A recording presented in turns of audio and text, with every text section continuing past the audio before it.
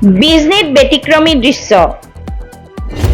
কোটি টকাৰ শিক্ষাৰ উন্নয়নৰ মাজত বিদ্যালয়ত মাত্ৰ 4 গৰাকী ছাত্ৰ-ছাত্ৰী, এজন শিক্ষক। ৰাজ্য চৰকাৰ তথা BTC চৰকাৰে চৰকাৰী মাতৃভাষা বিদ্যালয়সমূহৰ আন্তঃগাঁথনিৰ উন্নয়ন কৰাৰ লক্ষ্যৰে বিভিন্ন পদক্ষেপ গ্ৰহণ কৰিছে। বহু বিদ্যালয়ত আধুনিক শ্ৰেণীকোঠাৰ, স্মাৰ্ট ক্লাছৰুম, কম্পিউটাৰ লেব আদি স্থাপন কৰাৰ লগতে পুৰণি বিদ্যালয়সমূহৰ মেৰামতি উন্নয়নৰ বাবে কোটি কোটি টকাৰ প্ৰকল্প ৰূপায়ণ কৰা হৈছে। কিন্তু এই উন্নয়নৰ মাজতো গ্ৰাম্য অঞ্চলৰ কিছুমান বিদ্যালয়ত আজিও এক ব্যতিক্ৰমী চিন্তাজনক ছবি দেখা গৈছে।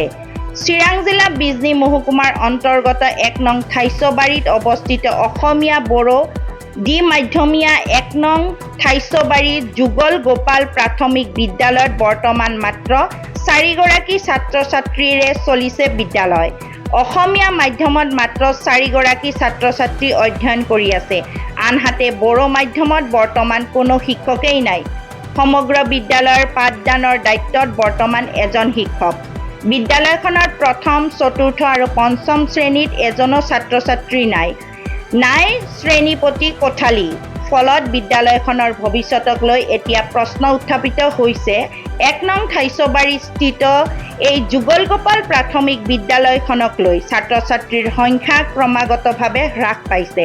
বিদ্যালয়খনৰ শিক্ষা ব্যৱস্থা কিদৰে আগবাঢ়িব সেয়া সময়ে ক'ব। বৰ্তমান শিক্ষা বিভাগ কি পদক্ষেপ গ্ৰহণ কৰিব সেয়া এতিয়া লক্ষণীয় বিষয় হৈ পৰিছে।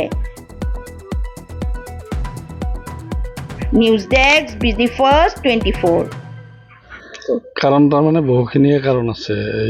এতিয়া আপোনাৰ যিবিলাক চৰকাৰীভাৱে মানে নীতি নিৰ্দেশনা জাৰি কৰা হৈছে, মানে স্কুলৰ প্ৰধানবিলাকে মানে বহুত চাপত থাকিব লগা হৈছে। বৰ্তমান অফিচ কাছাৰী, হাবি জাবি ইত্যাদিৰ কামতে বেছিভাগ সময় ব্যস্ত থাকিব লগা হয়।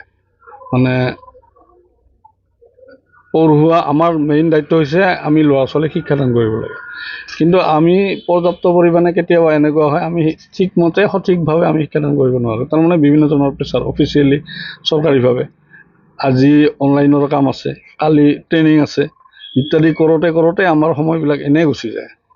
এই ধৰণৰ কাৰণে মানে যিবিলাক সচেতন গাৰ্জেন, যিবিলাক অৱস্থা সম্পন্ন তেওঁলোকে একচুৱেলি প্ৰাইভেটতে দিয়াৰ চেষ্টা কৰে। কাৰণ নিজৰ ল'ৰা ছোৱালীকতো কোনেও বেয়া হোৱাৰ হেৰি নকৰে না।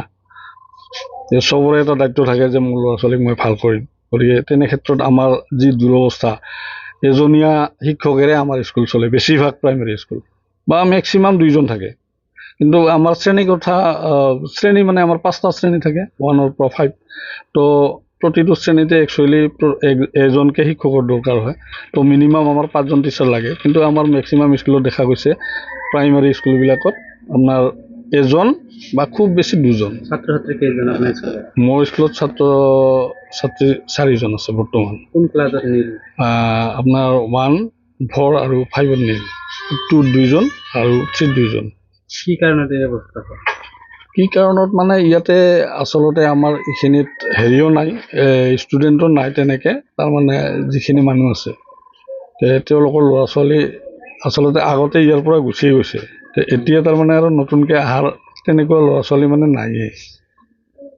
মানে জনসংখ্যা একদম মানে পাতল আৰু ক'ব লাগিলে। সেই কাৰণতো হৈছে মানে ইত্যাদি বিভিন্ন কাৰণত হৈ আছে। আৰু শ্ৰেণীকোঠাৰ ব্যৱস্থা আছিল? শ্ৰেণীকোঠাটোত মানে আমাৰতো শ্ৰেণীকোঠা এটাই ৰুম আমাৰ। এইটো হল বুলিও কোৱা যায়, ৰুমৰ কোনো হেৰি নাই ইয়াতে। মানে এটা হলৰ ভিতৰতে মানে শ্ৰেণী মানে চলে আৰু বা গোটেইকেইটা ক্লাছ। ইটো আচলতে বড়ো মিডিয়াম হয়, বড়ো এণ্ড এছামিছ। কিন্তু জৈন মানে বড়ো মিডিয়াম বুলি কয়। কিন্তু ইয়াততো আচলতে হেৰি বড়ো মিডিয়ামতো ষ্টুডেণ্ট এটাও নাই, টিচাৰো নাই। আপুনি কি বড়ো মাধ্যমৰ না? মই এছামিছ মিডিয়াম।